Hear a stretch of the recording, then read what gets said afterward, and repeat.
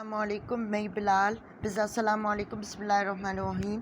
मैं Bilal. Today I am going to solve the exercise 3B of D2 book D2 7th edition and question number 1. In my last videos I have solved question part C and D of question number 1. Now I am going to solve part E and F of question number 1. So first of all, read the question. Factorize each of the following expressions.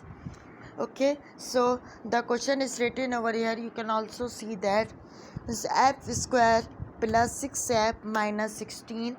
So this is expression. In my introduction video I have tell you about the difference, about what is difference between the expression and the equation, so you can watch that video.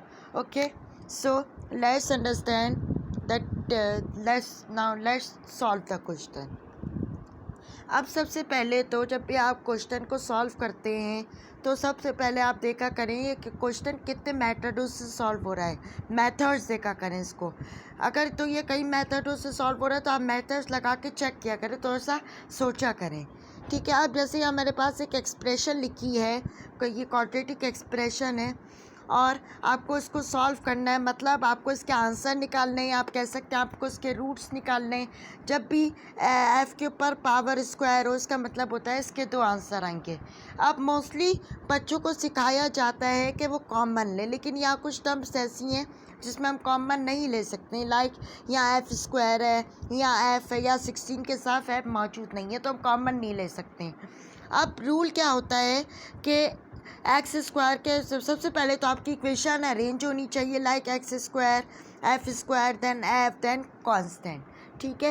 F square के coefficient को देखा जाता है कि वो क्या है और उस कोफिशिएंट को कांस्टेंट के साथ मल्टीप्लाई किया जाता है, लाइक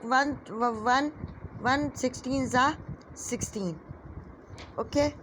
अब मैं आपसे कह रहा हूँ कि भाई मुझे कोई दो नंबर ऐसे बताइए कि जिनको मल्टीप्लाई करूँ तो 16 आना चाहिए और ऐड और सब्ट्रैक्ट करूँ तो 6 आना चाहिए. जब बड़े कांस्टेंट बड़े कोफिशिएंट आते हैं तो उनमें थोड़ा सा अलग तरीका के अपनाया जाता है, उनमें फैक्टर्स बनाए जाते हैं. लेकिन फैक्टर्स अब बच्चों को फैक्टर्स बताना, लाइक फैक्टर्स क्या होते हैं, लाइक 2 8 16, 8 2 16, 3 8 24. ये आपके पास तरह फैक्टर्स होते हैं. ठीक है. तो ये कहलाते हैं फैक्टर्स. फैक्टर्स वो होते हैं जिनसे कोई नंबर मिलके बना हुआ होता हो. ठीक है. अब 16, अब हमें करनी है 16 की middle term break. Middle term का मतलब होता है, और ये जो साइन होता है, कल भी मैंने आपको लास्ट वीडियो में बताया था कि ये जो 6f के साथ जो भी साइन जुड़ा हुआ होता है या लगा हुआ होता है, ये इस बात की निशानी होती है कि आपको फैक्टर्स को क्या करना है, ऐड करना है या तो सब्ट्रैक्ट करना है. ठीक है. अब मुझे पता है 2 8 16 होता है, तो मैं क्या करता हूँ 2 8 16. आप देखें, यहाँ से समझें गौर से.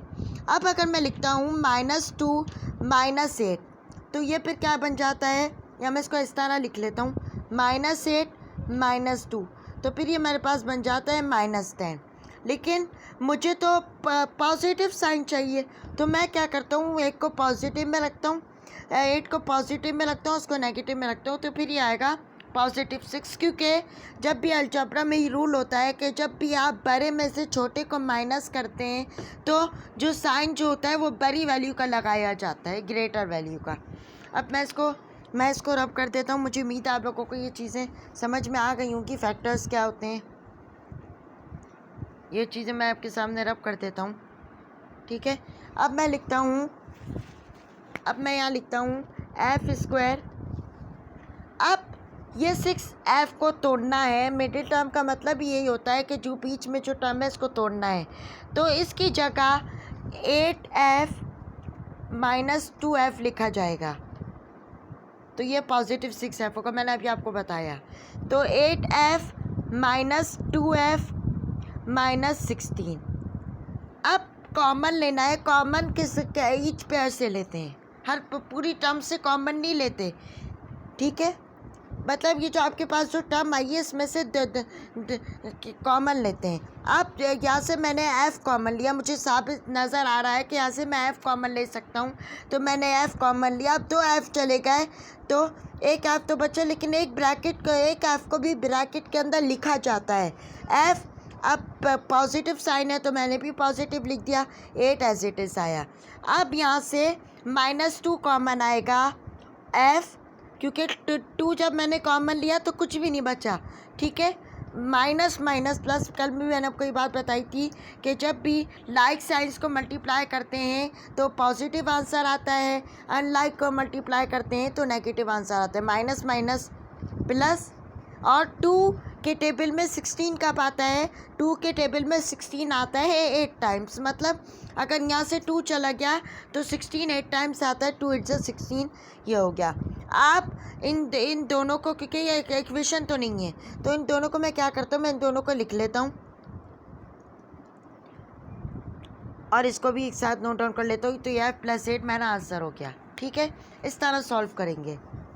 अब मैं इसको इरेज करता हूँ क्योंकि मेरे पास जगह बहुत कम है, छोटा बोर्ड है, ठीक है।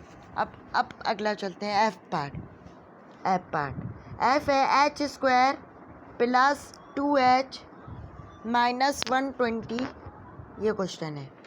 अब वही तरीका, मैं इसको जल्दी कर रहा हूँ क्योंकि अभी तक इतने क्वेश्चन हो चुके हैं, ठीक है। तो आप x² के कोफिशिएंट को देखें। सबसे पहले तो उसको अरेंज कर लें, x² देन कांस्टेंट। आप x² के कोफिशिएंट को देखें कि वो क्या है, उसको कांस्टेंट के साथ मल्टीप्लाई कर दें तो 120 120 होता है, ठीक है। अब मुझे पता है मेरे जहन में फ़ौरन पेयर आ गया, 12 10 120, ठीक है। तो मैं क्या करता हूँ, 12 10 120 ले लेता हूँ, ठीक है। अब अगर मैं लिखता हूँ +12 और -10, तो ये फिर +2 हो जाएगा, ठीक है। अब मैं इस टर्म को तोड़ देता हूँ, मेरे पास 2 फैक्टर्स आ गए, +12 -10। तो मैं इसको जल्दी करता हूँ, h²। अब इसकी जगह ये 2 फैक्टर्स लेके जाएंगे, 12h माइनस 10h माइनस 120, ठीक है। अब यहाँ से कॉमन लेना है ईच पेयर से, तो मैंने दोनों को अंडरलाइन कर लिया। अब पहली टर्म से तो मैंने देखा कि h कॉमन आ सकता है, तो मैंने h कॉमन लिया।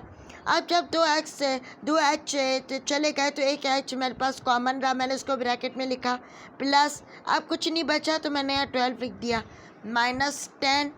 अब कुछ नहीं बचा, 10 भी चला गया तो h बचा, प्लस 10 के टेबल में 120 कब आता है, 12 टाइम्स। तो मैंने आपको बताया था लास्ट वीडियो में, क्या कहते हैं कि जब ये दोनों ब्रैकेट्स से, अगर आपने यहाँ तक सवाल दुरुस्त किया है तो उसकी निशानदेही ये है या उसकी रिकग्नाइजेशन ये है कि जो कॉमन लेने के बाद जो 2 ब्रैकेट्स होनी चाहिए वो एग्जैक्टली सेम होनी चाहिए, मतलब उनमें कोई भी डिफरेंस नहीं होना चाहिए। तो मैं क्या करता हूँ, h -10 और मैं h +12 लिख देता हूँ। मुझे उम्मीद है अब आप बाकी पार्ट्स इसके खुद ट्राई करने एक जैसे ही हैं। तो अब मैं क्वेश्चन नंबर 2 की तरफ आ जाता हूँ, ठीक है। क्वेश्चन नंबर 2 का भी यही है, क्वेश्चन नंबर 2 की भी क्वेश्चन यही है, factorise each of the following expressions, okay. Factorise each of the following expression, a 3n² plus 10n plus 7। अब यहाँ x² का जो कॉफिशिएंट है वो 3 है। सबसे पहले तो अरेंज कर लिया आपने x² देन x कांस्टेंट। अब x² का कॉफिशिएंट या गिवन होता है, बाज़ दफ़ा ये होता है कि बच्चों को कॉफिशिएंट गिवन नहीं होता तो बच्चे कंफ्यूज हो जाते हैं, जब कुछ नहीं होता तो 1 होता है। अब इसको कॉफिशिएंट को कांस्टेंट के साथ मल्टीप्लाई करवा दीजिए, 3 7 21, 3 × 7 किया तो 21 आया। अब मुझे पता है 3 के टेबल में 21 कितने टाइम्स आता है, 7 टाइम्स।